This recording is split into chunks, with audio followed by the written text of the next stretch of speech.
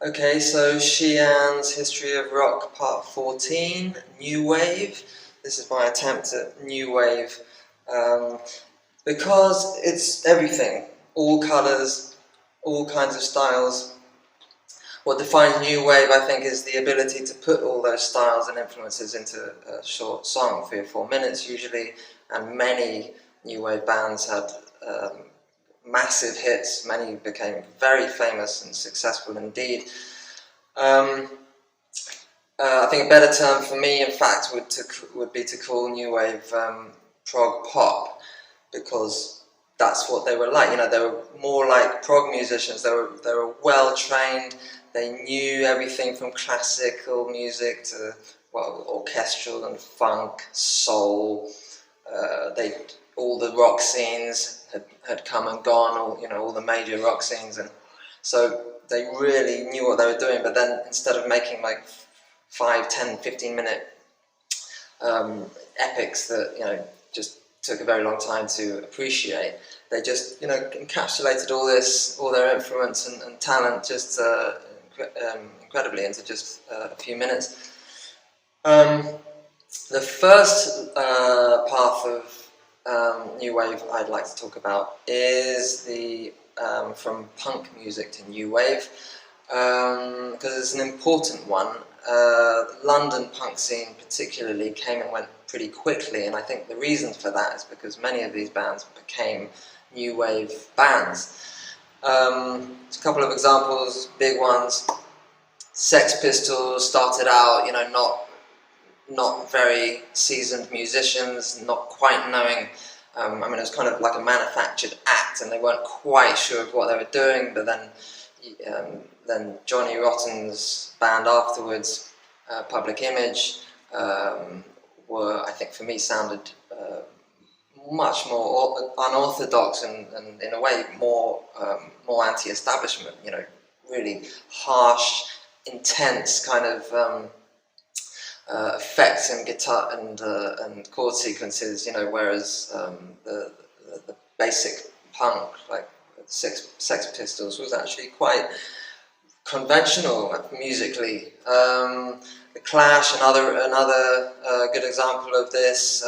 Started out kind of boisterous, hectic, classic punk band, and then the years rolled by, and they brought out other influences, reggae and ska and dance and pop and so some great pop songs, and became maybe more rocky as well sometimes. And produced some of the great pop songs of the 20th century.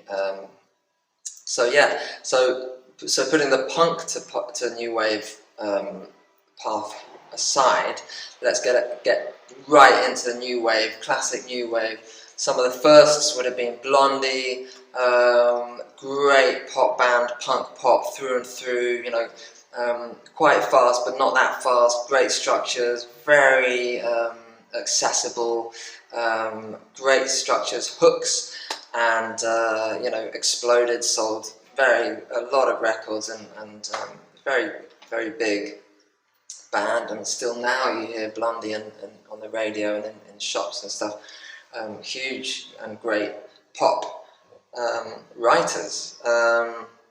Talking Heads, same kind of thing. Great pop writers.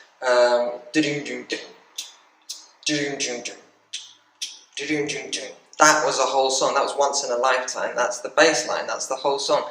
And then it just loops. Some great melodies put over the loops. They were masters of structure. They understood music through and through.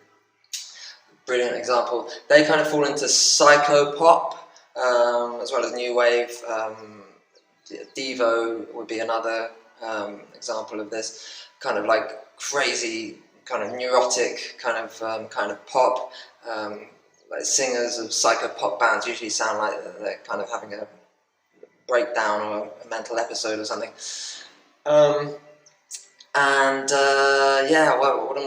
What are more examples? I guess for me, a whole side of new wave acts would be like there's the kind of more kind of dark but romantic chord sequences and synths and a lot of kind of like dark pop, like you get, I guess, Duran Duran and Japan, and then Talk Talk.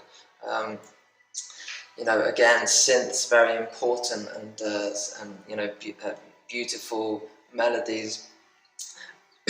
Not that light, you know, a bit on the dark side, but lovely. And then Depeche Mode, I mentioned them in the goth rock video, but they're not a goth rock band. They just have had a massive influence on all, you know, many goth rock scenes. They are a pop band. They're an electro pop band, and they were great pop writers and artists. They, you know, they had some massive hits. On the other side of things, not that, you know, a good example of a band that's more classic, more listening to more soul, 60s soul and rock and stuff, and didn't go the electro way, would have been Simple Minds, a Scottish band, epic, powerful,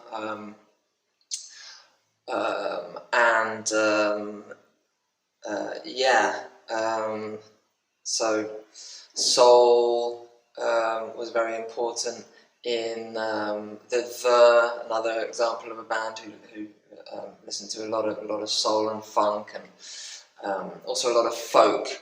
I won't be doing a folk video, as to me folk rock is just folk with a band, so there's no so folk rock isn't really a rock scene, so I won't be doing a video on that. But yeah, again, some great hits, some great songwriting, you know, usually, you know, to the point.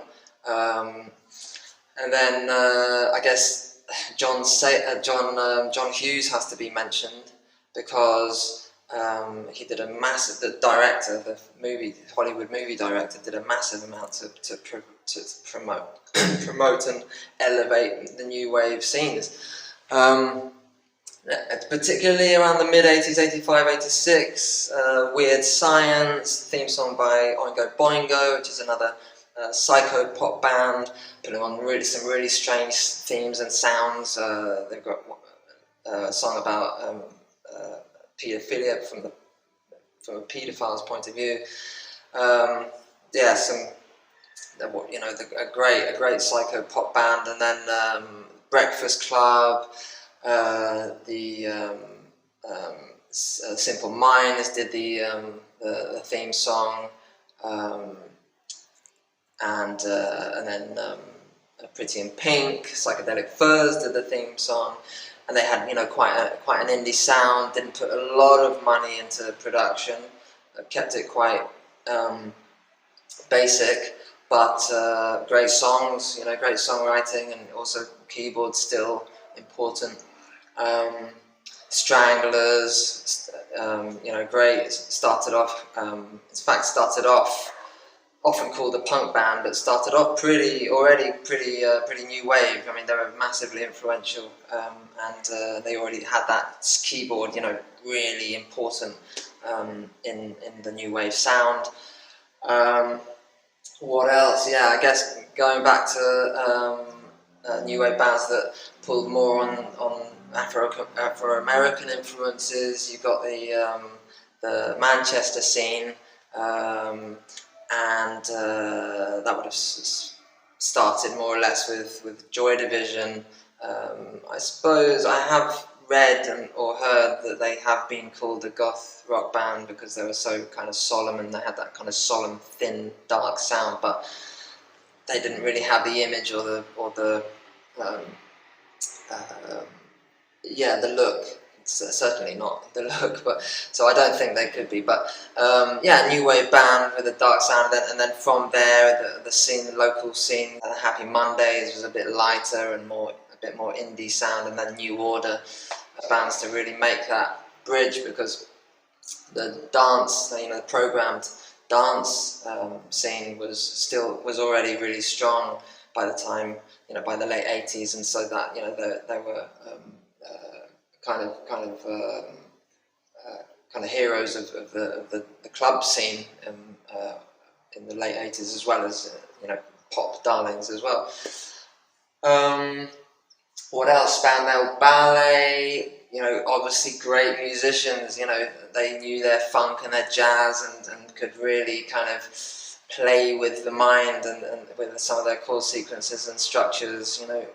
A great example of like a really dynamic new wave band, and a great example of like what actually does define new wave, because it's not defined to any particular style. It's anything.